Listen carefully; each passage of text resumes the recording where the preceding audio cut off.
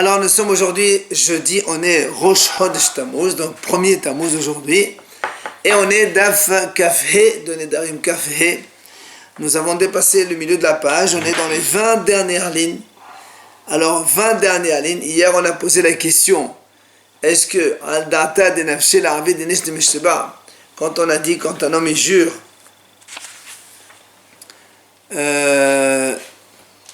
quand un homme il jure, et il ne peut pas jurer selon ses propres intentions. C'est-à-dire quand il jure, comme on a dit hier, quelqu'un il a juré, il a dit je n'ai pas vu de monde comme les Oli Mitzrayim, mais on a dit peut-être qu'il a vu une fourmilière. Alors on a dit non, on ne jure pas comme ça. Alors on a posé la question comment un homme il ne peut pas jurer selon sa propre intention, et on a apporté l'exemple de Moshe Rabbeinu quand il a fait jurer les bénis Israël dans les plaines de Moab avant de traverser le Yarden. Et donc on a dit, il leur a dit, quand vous allez jurer, c'est selon mon intention à moi et celle de Hachem. Mashma, que s'ils leur avaient pas dit ça, ils auraient juré selon leur intention. Oui, on avait dit qu'est-ce qu'ils pensaient, les bénis Israël, peut-être qu'ils allaient donner le nom de Eloah à la Avodazara. Ils vont dire, oui, c'est comme si c'était ça notre intention. Alors on a répondu que non, là-bas, parce que la Avodazara elle-même, elle s'appelle Eloah. D'accord? Comme on a vu, Ufrol Elohim Israël, Aïsé Shvatim, Ani Hashem. Donc comme la Avodazara s'appelle Eloah, alors ils peuvent très bien dire, nous on avait l'intention de servir Eloah, la Avodazara. C'est pour ça que l'Agma a dit, Veleshba yaton dimqayim ton mitzvot. L'Agma a dit, mais pourquoi Moshe Rabbeinu n'avait pas été clair? Il n'avait qu'à le faire jurer de pratiquer les mitzvot, au lieu de dire de servir Hachem et qu'ils allaient confondre avec Eloah la Avodazara. Pourquoi il ne leur dit pas clairement? Il n'a qu'à les faire jurer de faire toutes les mitzvot, et après, comme ça, moi, il n'y a pas de malentendu, ou bien de sous-entendu. Alors la Gemara répond, non, parce que là aussi, mashma mitzvat ameler. S'ils leur disent, oui, on va jurer de faire la mitzvah, ou les mitzvot, mais ils vont dire, voilà, on fera ce que le roi nous dira. Le roi, c'est-à-dire, il viendrait un roi, il leur dit de faire la Avodazara, et bien ils vont faire la Avodazara. Alors, la Gemara dit, alors on dit, pourquoi Moshe, bon, d'accord, tu as dit mitzvah, on pourrait confondre avec la mitzvah du roi. Alors pourquoi Moshe Rabbeinu ne leur ferait pas jurer de faire toutes les mitzvot? Toutes les mitzvot, ça veut dire les 613 mitzvot de la Torah. Donc tu ne peux pas dire, oui, nous on avait l'intention de... C'était la mitzvah du roi. Ça ne peut pas être la mitzvah du roi quand il y a 613. Alors la Gemara dit là aussi, il y a une confusion. Quoi? Mashma mitzvah tzitzit. D'amar mod shekola mitzvah tzitzit kenerat kol mitzvot shebatorah. Puisque la Gemara dit non, s'il leur a dit de jurer, donc d'accomplir toutes les mitzvot, eux ils vont dire, bien sûr, on jure, mais dans leur intention, c'était seulement de mettre les tzitzit. Parce que comme les haramim disent que dans les tzitzit, enfin la mitzvah du tzitzit équivaut aux 613 mitzvot, pourquoi? Les haramim disent comme ça. Parce que tzitzit, tzadik yud égale 100. Tzadik yud égale encore 100, ça fait 200. Tav, ça fait 400, ça fait en tout 600. Rajoute les 5 nœuds qu'il y a dans chaque tzitzit, et les 8 fils qui pendent, 8 et 5, 13, ça fait 613. Donc c'est un remez pour dire que les mitzvot tzitzit, elles équivaut donc aux 613 mitzvot. Donc, si Moshe Rabbeinu va leur faire jurer comme cela, ils vont dire, bien sûr, nous on a juré de faire toutes les mitzvot, mais en vérité, il s'agit de la mitzvah de tzitzit. Après, on fait ce qu'on veut derrière. Alors, la Gemara dit, elle continue.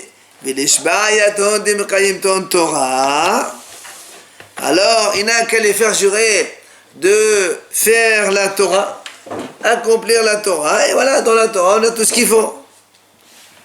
La Gemara dit non, parce que s'ils jurent comme cela, mashma Torah ahad.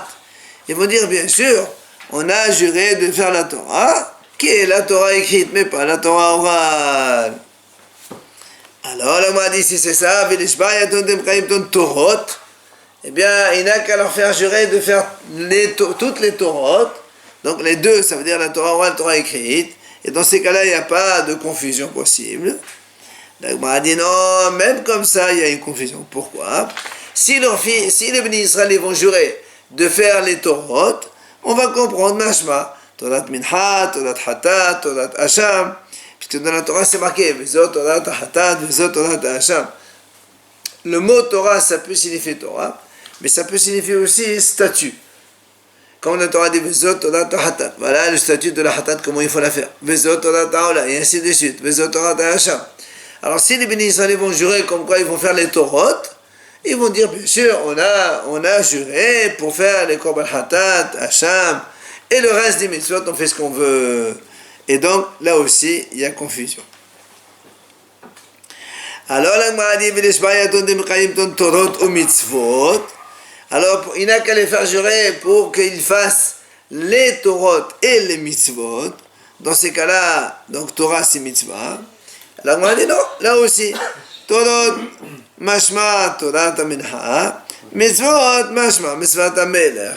Là aussi, ils vont te dire, le béni Israël après, que quand on a juré pour les Torot, c'est la Torah minha, et minha hasham, etc. Et les mitzvot, mitzvot amelech, comme on a dit tout à l'heure. Alors, la Gemara dit, et encore, Vilishba yaton de mekayem ton Torah kulla, il n'a qu'à leur faire jurer d'accomplir toute la Torah en entier. Donc quand on te dit toute la Torah, c'est toutes les mitzvot, il ne peut pas après avoir un autre malentendu. La Gemara dit non, là aussi. Torah kulla mashma avodat kochavim. Ils disent Chachamim que quand on jure de faire toute la Torah, ça veut dire ils peuvent te dire bien sûr on a juré, mais de ne pas faire l'avodat zara. Tout le reste on peut le faire. Pourquoi? Parce qu'on a vu que toute la Torah équivaut à l'avodat zara. Détania comme la Braïta dit. Hamura avodat kochavim. Shekol hakofel. Baki le mot de Torah kula. Donc la avodat zara, elle est si sévère au point que celui qui koferba, qui nie la avodat zara, c'est comme si qu'il reconnaît toute la Torah en entier. Donc tu vois bien que même s'il jure par la Torah entière, il y aura toujours un malentendu. J'ai compris le contraire. C'est-à-dire Torah. Au début, tu as dit celui qui fait la Torah. Oui, celui qui nie la avodat zara, c'est égal toute la Torah. Tu as dit quoi? Et bien qu'il leur fasse jurer de faire toute la Torah. Ils vont dire bien sûr on a juré de faire toute la Torah. Pour nous c'était de ne pas faire l'avodat zara. Tout le reste des missions on n'a pas juré de le faire, on ne s'est pas engagé.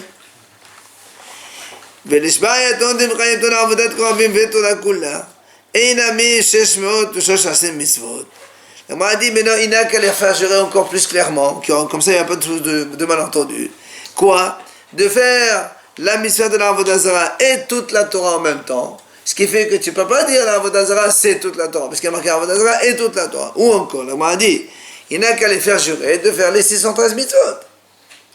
Quand il jure de faire toutes les 613 mitzvot, il n'y a plus d'échappatoire. Tu vas dire, il a pensé 613 mitzvot, on les connaît tous. Tu ne peux pas faire jurer un homme de faire 613 mitzvot. Non, c'est pas une question de jurer. C'est à l'époque, quand Moshe Rabbeinu il allait quitter le monde, et les bénis Israël allaient partir en Israël, il aura un petit peu fait une alliance. Et l'alliance, c'était de les promettre de faire toute la Torah. C'était ça, en fait, les jurés. Tu ne peux pas faire des mitzvot, certaines mitzvot, par exemple. Oui, non, mais ça veut dire dans la mesure où ça se présente. C'est de ne pas transgresser, en fait. Et là, Moshe Rabbeinu, miltad la triha nakat. On m'a dit en vérité, c'est vrai que Moshe Rabbeinu aurait pu donc parler dans un langage qui n'y a pas d'autre signification possible. Mais Moshe Rabbeinu, il n'a pas voulu avoir de sous-entendu ou malentendu. Il leur a dit, vous jurez sur mon intention et l'intention d'Hachem. Comme ça, on est clair, il n'y a pas d'autre possibilité. Maintenant, on prend la deuxième idée de la Mishnah. Quand un homme il a dit, si je n'ai pas vu un serpent comme la poutre du pressoir des olives. Vous vous rappelez, hier on avait dit, la poutre du pressoir des olives. Sur les olives, on mettait des poutres pour les écraser sous le poids de la poutre. Et après, on les a écrasés, on les amène au pressoir, ça sera plus facile de les presser. Maintenant, la Gemara a dit comme ça. Et nous, on a dit comme ça. Quand un homme il fait donc un vœu pareil, ça s'appelle Nedre Havaï. C'est-à-dire c'est une exagération, c'est-à-dire qu'Elo, ça n'existe pas un serpent aussi gros que ça. D'accord? C'est pour ça que la Gemara a dit, là, comment tu dis que ça n'existe pas de serpent aussi gros qu'une poutre?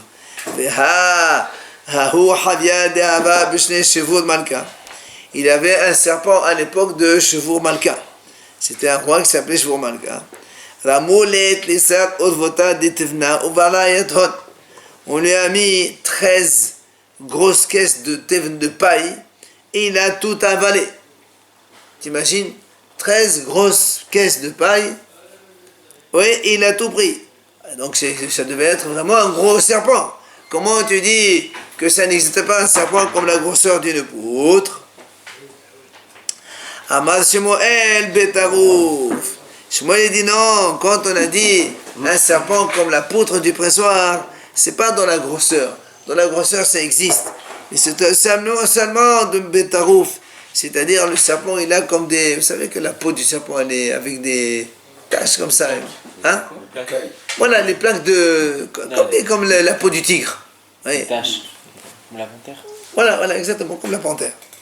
C'est ça, il dit Shmuel Betarouf. En fait, le monsieur, il dit, il jure, ou il fait un neder, plutôt ici, on fait un neder, que ce pas, il est interdit, s'il n'a pas vu un serpent avec des taches comme ça. Alors là, ça veut dire que comme ça n'existe pas qu'il y ait des serpents pareils, donc du coup, il peut manger le pain. Alors on a dit comment? Mais tous les serpents, ils ont cette couleur-là. Vous savez, les serpents, ils sont un petit peu marbrés comme ça, tout ça. L'Agmara dit, ici, non, Agabot Aruf Khamrinan. Il dit non, ici on parle que seulement, parce qu'il explique même que les serpents, ils ont tous au niveau ici, donc de la bouche, ils ont effectivement là les taches marbrées. Mais dans le reste du corps, non.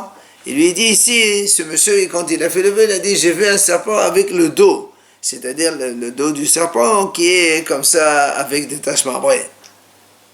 C'est bizarre qu'il chose sympa, mais un serpent, il pense aux taches. C'est quand même bizarre. C'est ça. Absolument. C'est ce qu'il est en train de dire. Alors, le m'a dit, alors pourquoi il ne dit pas carrément tarouf? Pourquoi tu dis alors gros comme une poutre? T'as qu'à dire, j'ai pas vu un serpent taché, c'est terminé. Alors, là, m'a dit, en fait, la Mishnah ici, elle nous apprend un enseignement à travers un autre enseignement. Pourquoi on a utilisé cette comparaison du serpent avec la poutre du pressoir? C'est pour te dire, c'est pour te dire que même la poutre qu'on met sur les olives du pressoir, avant le pressoir, ils ont aussi le dos marbré. Apparemment, il y avait des poutres spéciales qu'on mettait sur les olives de cette façon. Donc, moi, dit, mais qu'est-ce que ça nous ramène après? Qu'est-ce que ça nous apporte que la poutre elle est comme ça ou comme ça? Alors, moi, dit tout simplement, les mekahomimkar. C'est pour la vente, le commerce. C'est-à-dire le malach. Si quelqu'un, il lui dit, si quelqu'un, il vend à un autre une poutre pour le pressoir. Oui, s'il lui amène, après l'autre, il voit qu'il n'y a pas de tache dans cette poutre, ben c'est que la poutre n'est pas valable. C'est ça en fait qui veut nous amener. Comme il a comparé les taches du serpent, les taches marbrées avec la poutre, pour te dire que la poutre, si elle est comme ça, c'est que c'est une vente, elle est valable. Si elle n'est pas comme ça, c'est que la vente, elle n'est pas valable, parce que c'est une erreur de marchandise.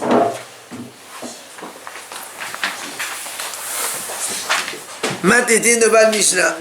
Pardon. Alors, on arrive maintenant au troisième type de vœu que les Haramim ont dit Hétir. C'est pas un vœu. Pardon. On a vu donc des Nedré Zérosine, quand on veut persuader quelqu'un de venir manger chez nous, on a dit c'est rien. Après ça, juste maintenant, on vient de terminer Nedré Havaï, donc c'est l'exagération. Maintenant, on va voir Nedré Shegagot. Ce qu'on a dit Shegagot, c'est les vœux involontaires. Ça veut dire quoi involontaire? Ben, tout simplement, quelqu'un il dit Im achalti ve im shatiti, binizkar she'achal ve shata. Ben, c'est quelqu'un qui a dit cette chose, elle m'est interdite si je mangeais. Lui, il était persuadé qu'il n'a pas mangé. Mais en fait, après il a oublié, il a mangé. Donc du coup, c'est ça, c'est l'involontaire. En fait, il a fait le vœu par oubli. Ou bien il dit, donc, d'accord, il se rappelle qu'il a mangé la Ou encore, la même chose, quelqu'un il dit à un autre, par exemple, je suis interdit de venir chez toi, si je mange tout à l'heure ou si je bois. Et après, par oubli, il a mangé, comme des fois il arrive quelqu'un dans le jeûne, il boit sans faire exprès, ou il mange sans faire exprès. Si je mange, j'oublie qu'il va manger de toute façon, il va pas rester sans manger. Non, quand il dit par exemple si je mange aujourd'hui ou si je déjà, mange jusqu'à midi, bien sûr, il y a des limites. Ah bah, c'est pas quelqu'un qui va jeûner toute sa vie. Amar, ou la Gemara nous ramène un autre exemple. Il a dit ici, un homme il dit comme ça. Qonam ishti nehenit li. Ma femme elle est interdite par un vœu parce que chez Ganvat Kissi ve Shiketat Bini. Elle m'a volé de l'argent dans mon porte-monnaie ou bien parce qu'elle a frappé mon fils. Donc ça c'est le vœu. Maintenant, Venoda shelo ikato Venoda shelo Ganva. Après, on a été donc, on a vérifié. Et il se trouve que finalement, ni elle a frappé son fils, ni elle a volé de l'argent. Dans ces cas-là, c'est ce qu'on appelle Neder chez Gagot, c'est involontaire, donc le vœu, du coup, il n'y est plus. Mais il est jamais tenu. Ouais, Il est c'est pas un volontaire, C'est inconditionnel. vu qu'elle a pas frappé. Ah, c'est pas une volontaire. normal. Pourquoi c'est C'est un volontaire? peu normal, Il ça. a dit si ça se produit, finalement c'est pas produit, puis voilà. Voilà, lui, il a dit, ceci est interdit pour moi, parce que, voilà, imagine que sa femme, elle lui fait un repas, et il fait un vœu. Comme tu as volé mon argent et que tu as frappé mon fils, ce repas, il m'est interdit. Mais au final, elle a pas. Ah, donc il affirme, il dit pas si jamais. Non, il a fait un vœu, il dit parce qu'elle a fait ça, et elle a fait ça. Parce que... C'est pas une tnaï. Après, il s'avère que c'est pas vrai, elle n'a rien fait. Alors, du coup, le neder, il n'est même pas han. Il n'y a pas d'hatara ici, il n'y a même pas de ned. Pendant la période de doute. Hein? Pendant la période de doute, elle était interdite. Oui, mais c'est évident. Quand on a vérifié que c'est pas vrai, c'est là où le neder, il s'annule de lui-même. Il a marché pendant un moment.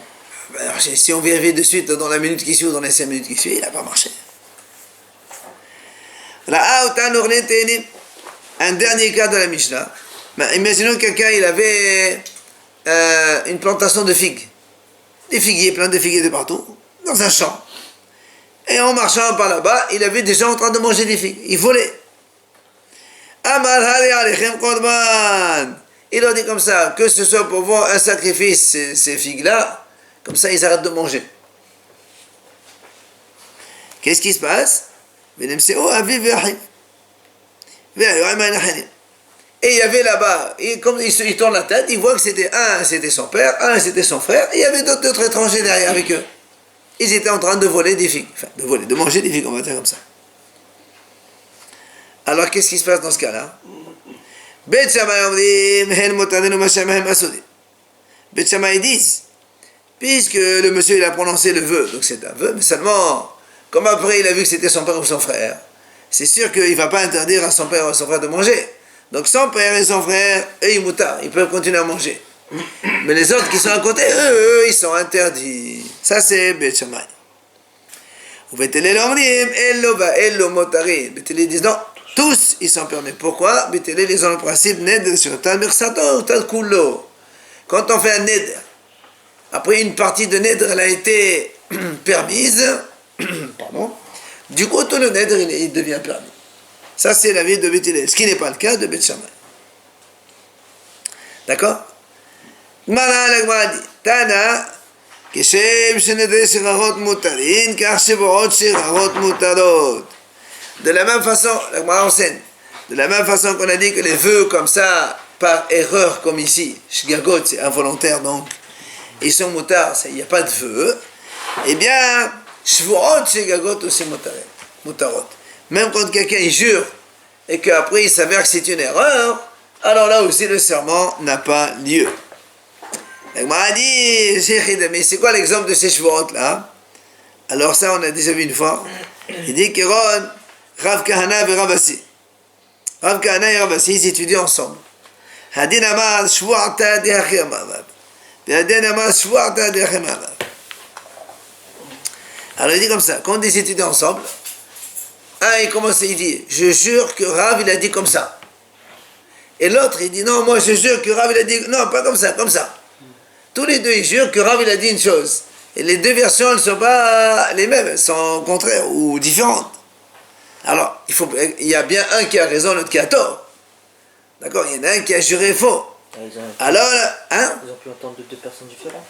Non, c'était eux l'élève de Rav. Ah, les deux, c'est des élèves de Rav. Justement. Alors, la Gemara dit, Et là, c'est ça l'exemple où on dit que c'est pas, ni pour l'un ni pour l'autre, c'est pas un serment. Parce que chacun, il est persuadé que c'est ça la vérité. D'accord? Et donc, c'est pas un serment, ça. Ce qu'on appelle Shvuat Gagot. On devrait dire que c'est pas bien de jurer comme ça. C'est évident. Ça va de soi que c'est pas bien de jurer. Mais ce qu'on est en train de t'enseigner ici, c'est que c'est même pas un serment. C'est quand même fort. Pourquoi? Parce que tous les deux, chacun il est persuadé que c'est bien cela. Et donc, il y en a un qui est dans l'erreur. Et c'est ça le serment de l'erreur, il n'est pas valable. Après, on revient sur cette idée de le monsieur qui a vu les gens manger dans ses figues. Et il a fait un neder bekorban. Après, il a vu que c'est donc il y avait son père et son frère et d'autres personnes derrière. Alors, la mahalak de Bet Shammai qui disent son père et ses frères, s'il y a plusieurs, ils sont moutards, mais les autres, ils sont sourds. Et puis, les disent non. Neder Shotamir Sato Motakulu, quand on permet une partie de neder, c'est tout le neder qui devient permis. Nanhatam. La Mishnah enseigne plus loin. Potrin Bishabatot Uviamim Tovim. On a le droit de faire le Bedin, il peut faire Petah, Shabbat et Yom Tov. C'est-à-dire, imaginons quelqu'un il fait, par exemple, un aide de ne pas manger la viande. Toute l'année. Alors, quand il y a toute l'année, alors on lui dit quoi? Le Bedin, ils disent, si tu savais que pendant l'année, il y a Shabbat, il y a Yom Tov, et Shabbat et Yom Tov, il faut manger la viande. Alors, est-ce que tu aurais juré et tu aurais fait ton vœu de ne pas manger? Ok? Et donc, lui, il va dire non, je regrette, et c'est comme ça qu'on fait Hatara de Neder. D'accord? Ce qu'on appelle Potrin Bishabatot Vem Tovim. Alors, alors, quand on a fait ça, imaginons le cas de ce monsieur, il a fait un vœu de ne pas manger la viande toute l'année, ou bien 3 mois, ou 6 mois, enfin, on s'en fout, ça n'a pas d'importance. Et après, dedans, il va chez la Haramim, on lui dit, voilà, si tu savais qu'il y avait des Shabbats, il y a Yom Tov, il y a Pesach, il y a Sukkot là-bas, etc., est-ce que tu aurais fait le Neder? Il va dire non. Alors nous, on dit qu'au début, on dit comme ça, très bien. Ça veut dire que ce monsieur, son vœu, il marche pendant le Hol, et Shabbat et Yom Tov, il peut manger la viande. C'est ce qu'on disait. Ah, tu sais pas Rabbi Akiva. Est-ce qu'il est venu Rabbi Akiva? Il a dit non. Mais les maîtres, Ned, sur ta mersato, ta coulo. Rabbi Akiva, il a dit non. Si on permet Shabbat et Yom Tov, donc il y a une partie de Neder qui a été annulée, donc du coup, tout le Neder, il est nul, et même en semaine, il peut manger la viande. Comme Bethilène. Comme Bethilène. Mais peut-être qu'il pensait tous les jours de la semaine, pas Shabbat et Yom Tov. Non, lui, il a fait un vœu pendant 3 mois. Alors nous, en général, quand on fait un vœu, on ne pense pas à Shabbat et Yom Tov. Comme ça, quelqu'un il se met en colère, il ne veut pas manger la viande, enfin, je ne sais pas pour quelle raison. Il fait un vœu, donc il pense surtout au Hol, il ne pense pas au Shabbat et Yom Tov. C'est normal quand on te dit, si tu savais qu'il y avait Pessah à l'intérieur, tu aurais fait un vœu de ne pas manger la viande. Mais va dire que non. Amar Rabba, il dit Rabba. Dechoul et Alma, tout le monde est d'accord, c'est-à-dire Bet Shammai comme Bethilène. Kol Echad et Amar. אלו הייתי יודע שהבא ביניכם הייתי עומד כולכם הסודים חוץ מהבא דכל הון הסודים. תביאו אותם. Si maintenant le monsieur il dit comme ça, le monsieur il a vu avec ces figues là qu'il a vu des gens en train de manger des figues, il a dit Neder Bekorban, après il y avait son père et son frère là-dedans, il dit comme ça. Si le monsieur il a dit comme ça, il a dit אלו הייתי יודע si je savais que mon père était parmi vous, j'aurais dit tous vous êtes interdits sauf mon père. S'il a formulé le vœu de cette façon, c'est sûr que c'est sûr dans ce cas-là, le vœu il est valable. C'est-à-dire tous ils sont interdits, il n'y a que son père qui est permis. Parce qu'il l'a clarifié. Il a bien dit comme ça. Mais non, ça c'est d'accord, tout le monde est d'accord, mais ça m'a comme été une partie sont assurés, une partie sont motard.